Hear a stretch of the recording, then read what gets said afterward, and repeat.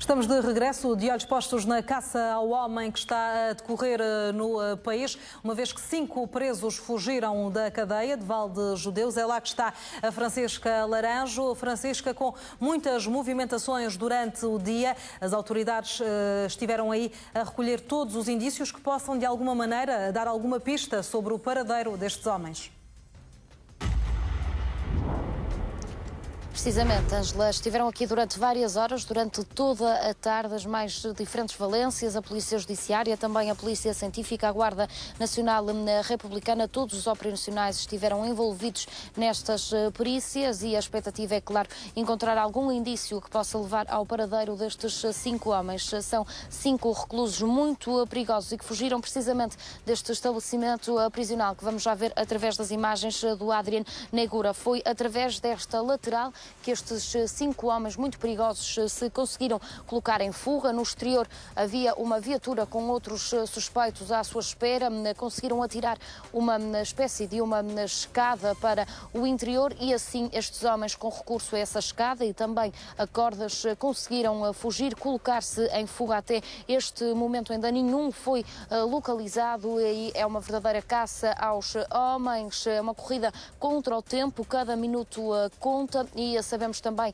que vivemos num país sem fronteiras. Rapidamente toda a gente se consegue colocar, por exemplo, no país vizinho, em Espanha. As autoridades temem também que estes homens já não se encontrem no nosso país. Ainda assim também já avisaram as autoridades espanholas para estarem atentos caso algum destes homens seja avistado, para o conseguirem deter o mais rápido possível. São 5 homens muito perigosos. Há 2 portugueses que participaram também nesta fuga. São 2 homens que tinham sido condenados à pena máxima em Portugal, a 25 anos de cadeia por crimes bem perigosos. Agora, esta hora, são já 8, já passa aliás das 8 da noite e as perícias parecem já ter terminado. Já não há agentes, já não há militares da Guarda Nacional Republicana. A escada que foi utilizada pelos suspeitos foi também retirada, já a escada desse mesmo local. Aliás, foi, em vez de continuar de pé, tal como continuava antes, foi colocada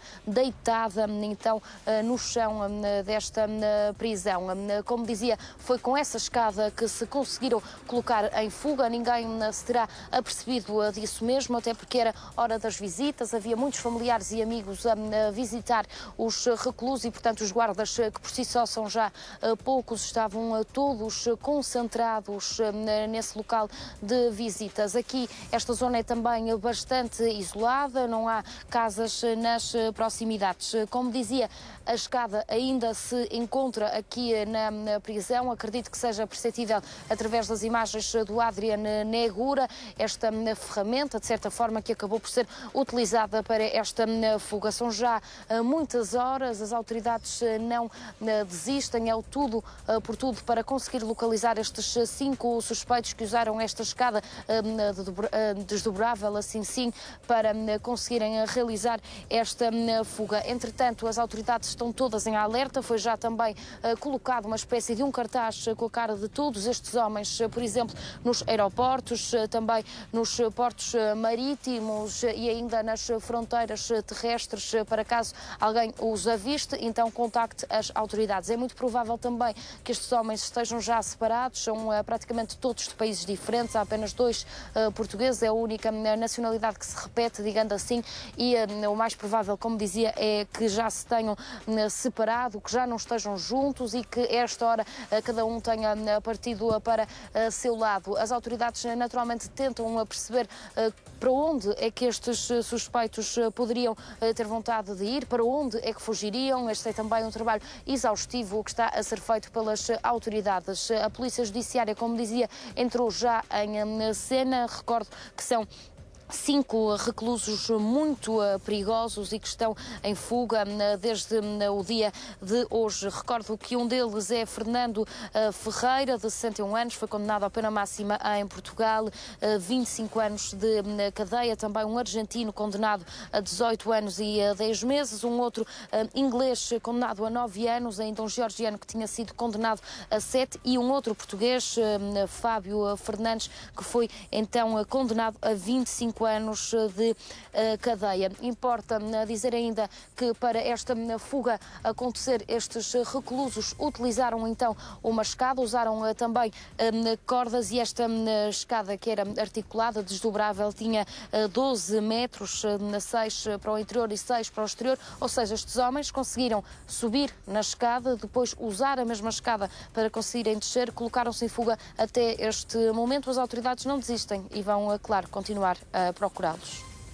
Quase que podemos dizer que é uma escada feita à medida para levar a cabo a fuga destes 5 homens. Já os vemos na imagem. É o cartaz que foi distribuído pelos portos marítimos, também nos aeroportos, na tentativa de localizar e capturar estes 5 criminosos que fugiram hoje da prisão de Vale de Judeu. Voltamos à ligação em direto com a jornalista Ana Isabel Fonseca, na redação do Porto. Ana, que mais histórias é que conseguiste encontrar sobre estes 5 homens?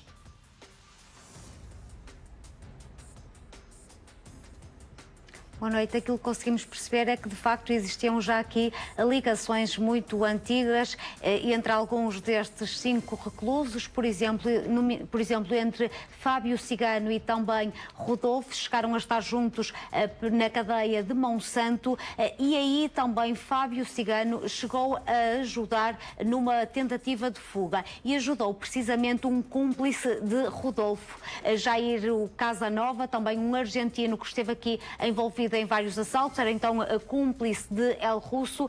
E uma notícia do Correio da Manhã de 22 de fevereiro de 2018 dava precisamente conta dessa tentativa de fuga.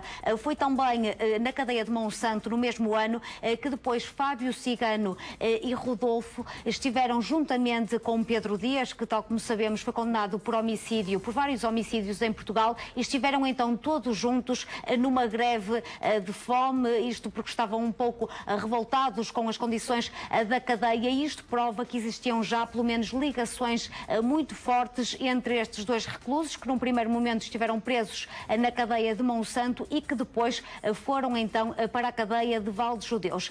Tal como eu há pouco falava, numa carta que El Russo tinha enviado para um jornal da Argentina, ele referia-se às cadeias como um lugar onde os criminosos podem aprender, onde podem estabelecer relações para no futuro continuarem a cometer crimes, e parece de facto isso que terá acontecido no seu caso, porque acabou aqui por estabelecer uma série de ligações, nomeadamente com Fábio Cigano. Falamos de reclusos muito perigosos, e no caso de El Russo, tal como sabemos, está aqui em causa não só crimes no nosso país, nomeadamente assaltos. Ele, na carta que enviou a este jornal da Argentina, dizia que esteve envolvido em vários assaltos a bancos em Portugal, mas na Argentina continua ainda por resolver este mistério relativamente a um homicídio.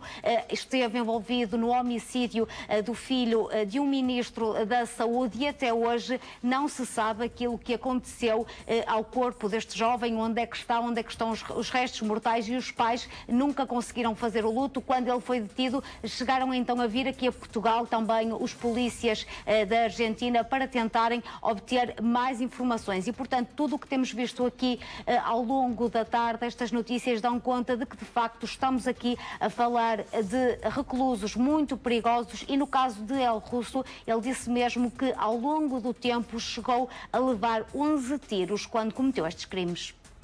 Ana Isabel Fonseca, com todos os detalhes sobre os cadastros destes 5 homens. Voltamos à análise aqui em estúdio com o Carlos Anjos. Carlos, é curioso que um dos homens apontado aqui como o mais perigoso é este argentino, mas era um dos que tinha a pena mais baixa para cumprir em Portugal. Em Portugal. Era porque ele em Portugal tinha cometido 3 assaltos a mora, tinha tentado assaltar 3 bancos. O que ele roubou, o que furtaram do banco nunca foi grandes somas em dinheiro.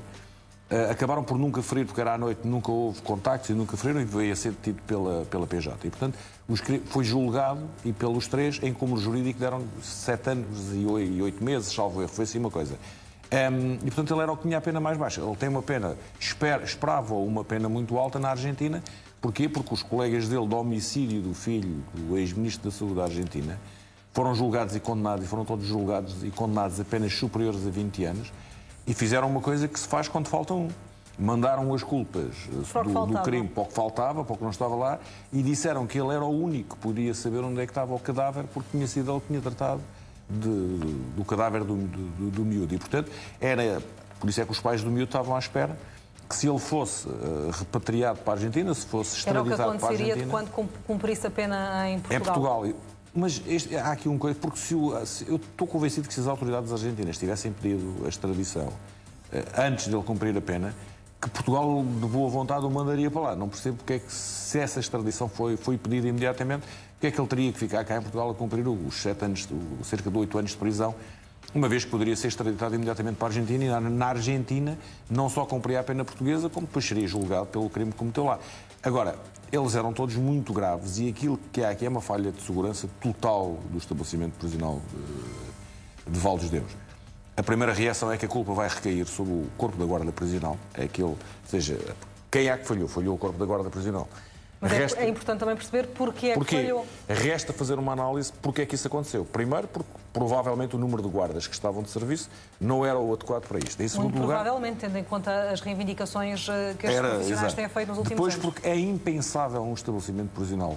Eu digo isto há anos, que as polícias, a instituição militar, a guarda prisional, instituições que são altamente hierarquizadas, não podem estar um mês sequer sem líder. Porque isso faz acabar a hierarquia. Neste dia nós temos o diretor, há 6 meses que não há diretor, temos o comissário, porque é o comissário que manda no corpo da guarda prisional, que aparentemente está de baixa, temos o chefe, que é quem substituiu o comissário, que está de férias, e portanto temos tudo organizado para que aquilo se torne uma espécie de anarquia, em que não se sabe quem manda. E depois temos muito poucos guardas. Repara, é impensável, e eu continuo a achar que houve qualquer coisa dentro da cadeia que falhou. E porquê? A fuga é muito bem planeada. É planeada num sábado, quando há menos guardas de serviço, quando há mais visitas de familiares e de amigos aos presos. Portanto, há mais para controlar numa outra área. Quando os guardas prisionais são deslocados dos seus postos para irem controlar as visitas, aparentemente, durante todo este período, não havia um guarda no pátio onde os reclusos estavam a conviver uns com os outros, porque a grande maioria desses guardas que deviam estar ali estavam todos nas visitas. E depois temos uma dúvida que ainda não conseguimos perceber. Porque é que o CCTV, de onde são extraídas os fotogramas que estão a passar na televisão, porque é que o indivíduo que lá estava, ou o guarda que lá estava, ao ver aquilo, não deu o alerta? Estava lá, não estava lá porque tinha outras funções a fazer, estava sozinho e precisa de ir à casa de banho, o que eu não acredito, que era preciso uma coincidência enorme, acertarem na hora da fuga com a hora em que o guarda vai à casa de banho, das duas, três, ou aquele guarda tem mais funções a fazer do que estar ali, eu estava distraído. Portanto, há aqui um sem número de perguntas que a investigação vai, se bem que hoje, quando toda a gente olha, a culpa foi dos elementos da guarda prisional, provavelmente devíamos refletir muito mais o que é que leva uma cadeia de alta segurança num dia que tem 500 e tal presos, 500 e qualquer coisa presos, todos indivíduos porque os que lá ficaram não são melhores que estes, ou seja, toda a gente agora fala destes 5, mas se nós fôssemos ver o currículo dos outros, não é melhor do que este, por isso é que eles estão lá, por isso é que aquilo é uma cadeia de alta segurança. Possa funcionar num dia normal ou num sábado qualquer, com 40 guardas. Não pode. Aliás, ainda bem que quem estava no CCTV não deu o alarme, porque com os 3 elementos que estavam cá, com coletes balísticos e possivelmente armas, nós tínhamos assistido ali uma desgraça. Estar aqui a falar de uma outra situação. É o momento, provavelmente, de nós refletirmos sobre aquilo que se passa nas cadeias portuguesas, sobre se a reinserção social deve estar junta com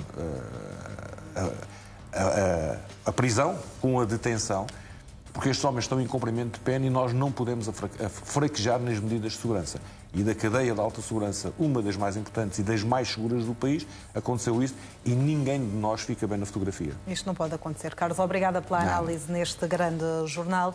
Vamos continuar a falar deste tema, até porque Marcelo Rebelo de Sousa já disse esta tarde que está a acompanhar desde o primeiro minuto a fuga da prisão por parte destes 5 homens. Espera que a situação se resolva o mais rapidamente possível. Foram declarações feitas pelo Presidente da República, que dava conta de estar a acompanhar uma situação que considera indesejável e que fez questão de garantir e de esperar que seja resolvida com a maior rapidez possível. Declarações de Marcelo Rebelo de Sousa feitas hoje no Palácio de Belém. Vamos ouvir. Estou a acompanhar a situação desde o primeiro minuto e, portanto, a acompanhar as informações que vierem a chegar e espero que sejam boas, uma vez que é uma situação que é sempre indesejável, naturalmente. E esperemos que seja resolvida e enfrentada o mais rápido possível. Vamos deixar ver, para depois saber o que é que se passa e o próprio Governo, tendo dados disponíveis, não deixará de informar os portugueses, espero. Daqui a pouco contamos a história da enfermeira que assassinou